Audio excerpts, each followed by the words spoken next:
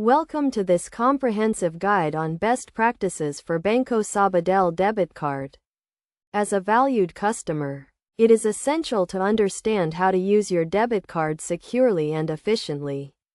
First, ensure you have received your debit card and PIN, and that you have activated your card by calling the phone number provided by Banco Sabadell or through their online platform. When using your debit card, always keep it in a safe place and never share your PIN with anyone.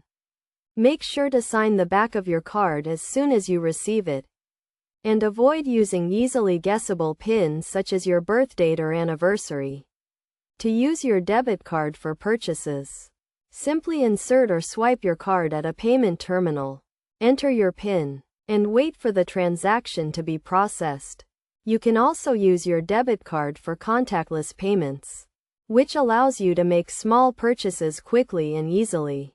When shopping online, make sure to only use reputable websites and always verify the website's security by looking for the padlock symbol in the address bar. Never enter your debit card details on public computers or unsecured networks. To check your account balance and transaction history, you can use Banco Sabadell's online banking platform or mobile app.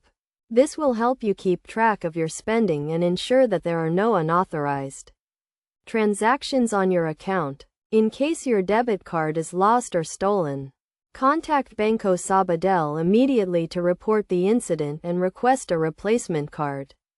You can also use their online platform to temporarily block your card and prevent any further transactions. Finally, to avoid any unnecessary fees, make sure to always have sufficient funds in your account to cover your transactions. And be aware of any foreign transaction fees when using your debit card abroad. By following these best practices, you can ensure a safe and convenient banking experience with your Banco Sabadell debit card. Remember to always prioritize security and keep your account information up to date to avoid any potential issues.